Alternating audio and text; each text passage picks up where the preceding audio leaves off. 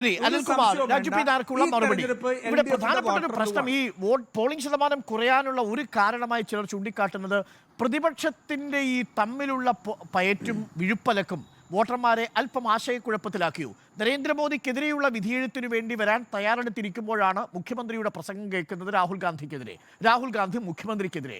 പ്രതിപക്ഷത്തിന്റെ ഐക്യമില്ലായ്മ ഈ വോട്ടിങ്ങിന്റെ പോളിംഗ് ശതമാനത്തിന്റെ കുറവിനായി ഒരു കാരണമായിട്ടുണ്ടാകുമോ? അങ്ങനെയാണെങ്കിൽ LDFിനും ദോഷം ചെയ്യും.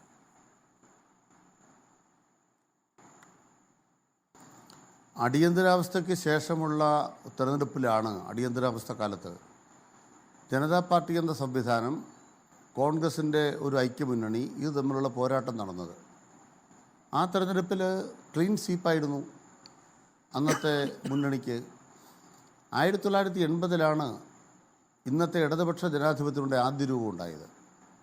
അന്ന് കേരളത്തിലെ ഇക്വേഷൻ എന്ന് പറയുന്നത് ഏതാണ്ട് 10-10 അന്ന് ആൻ്റണി ഗ്രൂപ്പ് LDFിൻ്റെ ഭാഗമായിരുന്നു, KM മാണിയുടെ പാർട്ടി LDFിൻ്റെ ഭാഗമായിരുന്നു. 10-10. പിന്നീട് 82-ൽ ഈ മുന്നണി വന്ന ശേഷം LDF ഏറ്റവും വലിയ മുന്നണി സംവിധാനത്തിൽ മത്സരിക്കുന്ന ആദ്യത്തെ തെരഞ്ഞെടുപ്പാണ് ലോക്സഭയിലേക്ക് തെരഞ്ഞെടുപ്പ്.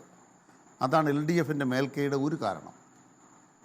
രണ്ടാമത്തെ പ്രധാനപ്പെട്ട കാരണം, ഈ കഴിഞ്ഞ 10-15 കൊല്ലക്കാലത്തെ എല്ലാ തെരഞ്ഞെടുപ്പുകളും നോക്കിയാൽ, ബാബറി മസ്ജിദിൻ്റെ തകർച്ചയ്ക്ക് ശേഷം ഇവിടുത്തെ എല്ലാ തെരഞ്ഞെടുപ്പുകളും നോക്കിയാൽ ഇതേപോലുള്ള മുന്നണി സംവിധാനത്തിലാണ് പരസ്പരം ഏറ്റുമുട്ടുന്നത്. BJPക്ക് സഹായകരമായിട്ട് ലോക്സഭാ തെരഞ്ഞെടുപ്പിൽ കേരളത്തിലാരും നിൽക്കാറില്ല.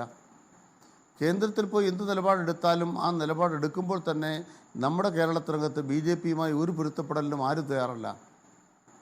എന്നാൽ അതിൽ നിന്ന് വ്യത്യസ്തമായി 91-ൽ കോലീബി സഖ്യം കോൺഗ്രസ് ഉണ്ടാക്കിയിട്ടുണ്ട്.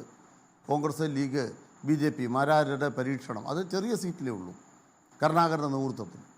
പക്ഷേ പൊതുവിൽ മുന്നണി രാഷ്ട്രീയത്തിനകത്ത് ബലാബലത്തിൽ രണ്ടുപേരും പരസ്പരം ഏറ്റുമുട്ടുന്നതാണ് നമ്മൾ കണ്ടിരിക്കുന്നത്.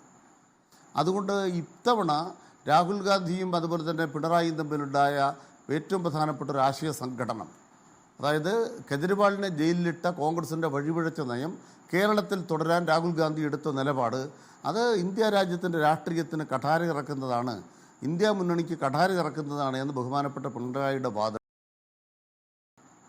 അതൊന്നും ജനങ്ങളുടെ മനസ്സിനകത്ത് LDFിനെതിരായി വിപ്രതിപത്തിക്ക് കാരണമില്ല. ഈ തെരഞ്ഞെടുപ്പിൽ ആൻറ്റി ഇൻകംബൻസി ഉണ്ടായിരുന്നു. ആൻറ്റി ഇൻകംബൻസി 18 UDF MPമാരുടെ എതിരായിട്ടായിരുന്നു. അതിലൊരാൾ രാഹുൽ ഗാന്ധിയാണ്. അതിന് കാരണം എന്താണ്? നിങ്ങൾക്ക് രാഹുൽ ഗാന്ധിക്ക് നേരിട്ട് വോട്ട് ചെയ്യാൻ വേണ്ടി വല്ലാത്തൊരു ആവേശം ഉണ്ടെങ്കിൽ എങ്ങനെയാണ് വയനാട്ടിൽ 7% വോട്ട് കുറയുന്നത്? ഞാൻ ഈ കേരളത്തിലെ വോട്ടിംഗ് പാറ്റേണിലെ ഒരു പ്രധാനപ്പെട്ട പ്രത്യേകത അരുൺകുമാറിൻ്റെ ശ്രദ്ധയിൽപ്പെടുത്താം. വടക്കൻ കേരളത്തിലെ മണ്ഡലങ്ങൾ നോക്കൂ. വടക്കൻ കേരളത്തിലെ മണ്ഡലങ്ങളിൽ ഇടതുപക്ഷത്തിന് ജയിച്ചിട്ടുള്ളതായ മണ്ഡലങ്ങളിൽ വോട്ടിങ്ങിൻ്റെ ഈ കുറവ് എന്ന് പറയുന്നത് ഏതാണ്ട് 5% പരിമിതപ്പെട്ട് നിൽക്കുകയാണ്. ഏതാണ്ട് 5%. ആലപ്പുഴയിലും അതേ പ്രവണത കാണാം. 5%-അടുത്താണ് വോട്ടിങ്ങിൻ്റെ കുറവ് പരിമിതപ്പെട്ട് നിൽക്കുന്നത്. എന്നാൽ ചാലക്കുടി തൊട്ട് തെക്കോട്ടുള്ള മണ്ഡലങ്ങളിലെ മധ്യകേരള മണ്ഡലങ്ങൾ നോക്കൂ, 9%, 11% ഒക്കെയാണ് വ്യത്യാസം വന്നിരിക്കുന്നത്. അപ്പോൾ പ്രധാനമായും ഉന്നയിക്കുന്ന കാര്യം ചാലക്കുടി, ഇടുക്കി, കോട്ടയം, പത്തനംതിട്ട, മാവേലിക്കര, ഇത്രയും മണ്ഡലങ്ങളിലെ വോട്ടിംഗ് കുറവിന് എന്ത് ന്യായം പറയും? കേരളത്തിൽ എല്ലായിടത്തും ചൂടുണ്ട്. അപ്പോൾ വടക്കൻ കേരളത്തിലെ ഇടതുപക്ഷ സ്വാധീനമുള്ള മണ്ഡലങ്ങളിൽ 5%-ഓ 6%-ഓ പോളിംഗ് പെർസെൻറ്റേജ് താന്നു. എന്നാൽ ഇടതുപക്ഷ സ്വാധീനം കുറവുള്ള UDFിൻ്റെ മുന്നേറ്റം ഉണ്ടായിരുന്ന പരമ്പരാഗത UDF മണ്ഡലങ്ങളിൽ 11-12% വോട്ടിംഗ് താന്നു. ഇതിന് കാരണം ഈ ഇപ്പോൾ ബഹുമാനപ്പെട്ട രാജു പി നായർ പറഞ്ഞ കാരണങ്ങളാണോ? നമ്മൾ സാമാന്യമായി വിലയിരുത്തിയാൽ ഇന്ന് നമ്മൾ ചർച്ച ചെയ്ത് കഴിഞ്ഞാൽ LDF UDFും വോട്ട് പെട്ടിയിലായതുകൊണ്ട് നമ്മളാരും ജയിപ്പിക്കാനും പറ്റത്തില്ല, തോൽപ്പിക്കാനും പറ്റത്തില്ല. നമുക്ക് രാഷ്ട്രീയമായി മാത്രമേ സംസാരിക്കാൻ പറ്റൂ. ആദ്യമായിട്ട് ഞാൻ പറയുന്നത് ഈ ചർച്ചയിൽ പറയുന്ന വാദം, ഒന്ന്, ഈ തെരഞ്ഞെടുപ്പിൽ കേരളത്തിൽ ഇന്ത്യ മുന്നണി വിജയിച്ചിട്ടുണ്ട്. അതിൽ ഒരു സീറ്റ് പോലും BJPക്ക് കിട്ടില്ല എന്നാണ് CPMൻ്റെ ഒന്നാമത്തെ വാദം. രണ്ടാമത്, ഇന്ത്യ മുന്നണിയിൽ ആര് പോകണമെന്നായിരുന്നു പ്രധാനപ്പെട്ട തർക്കം. ആ തർക്കത്തിനകത്ത് UDFിനോടുള്ള വിപ്രതിപത്തി ഈ തെരഞ്ഞെടുപ്പിൽ പ്രകടമായി എന്നാണ് ഞങ്ങളുടെ വാദം. അതെങ്ങനെ പ്രകടമായി? ഉത്തര കേരളത്തിൽ ഇടതുപക്ഷ സ്വാധീനമുള്ള മണ്ഡലങ്ങളിൽ കുറവ് വന്ന് ശതമാനം നോക്കിയാൽ UDFിൻ്റെ പോളിംഗിലാണ് ഇടിവുണ്ടായതെന്ന് ആ ഓരോ മണ്ഡലങ്ങളിലെയും ഏത് മണ്ഡലത്തിൽ കുറഞ്ഞു വന്ന് പരിശോധന നടത്തിയാൽ നിങ്ങൾക്ക് കണ്ടെത്താം. ഞാൻ കോട്ടയത്തിനും സംസാരിക്കുമ്പോൾ കോട്ടയത്തെ അവസ്ഥ ഞാൻ പറയാം. കോട്ടയത്ത് UDFന് മേൽക്കൈയുള്ള പുതുപ്പള്ളി മണ്ഡലം, ഇവിടെ സഹതാപതരംഗ ആഞ്ഞടിച്ച തെരഞ്ഞെടുപ്പിലെ പോളിംഗ് ശതമാനം ഇവിടെ പോയി. ബഹുമാനപ്പെട്ട ഉമ്മൻചാണ്ടി മരിച്ച ശേഷം 1 മാസത്തിനകം നടന്ന സഹതാപതരംഗ തെരഞ്ഞെടുപ്പിലെ പുതുപ്പള്ളിയിലെ പോളിംഗ് ശതമാനം എവിടെ കുലിച്ചുപോയി? എന്താ ഒലിച്ചു പോകാൻ കാരണം? ഇടതുപക്ഷത്തിനെതിരെ ഇവിടെ വികാരം ഉണ്ടെങ്കിൽ പിന്നെ പുതുപ്പള്ളി വന്ന് വോട്ട് എന്താ? UDFന് MLA-മാരുള്ള മണ്ഡലങ്ങളിൽ പോളിംഗ് കുറഞ്ഞിരിക്കുന്നു, LDFന് MLA-മാരുള്ള മണ്ഡലങ്ങളിൽ പോളിംഗ് ഉയർന്നു നിൽക്കുന്നു.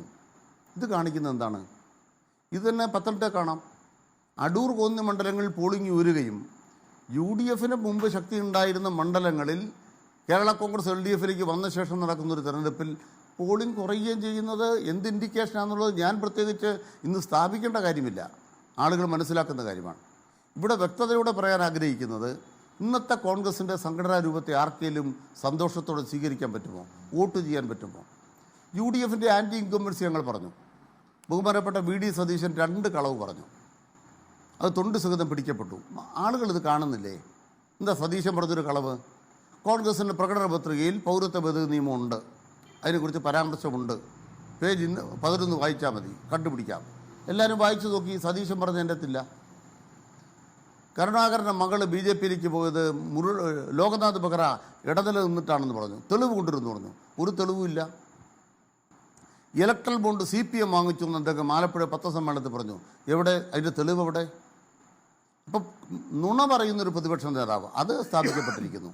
ഇനി KPC പ്രസിഡന്റ് എങ്ങനെയാണ് മൈക്കിന് പിടിവലി കൂടുന്നതെന്ന് നമുക്കറിയാമല്ലോ. തമ്മിൽ തല്ലുന്ന ജനങ്ങൾ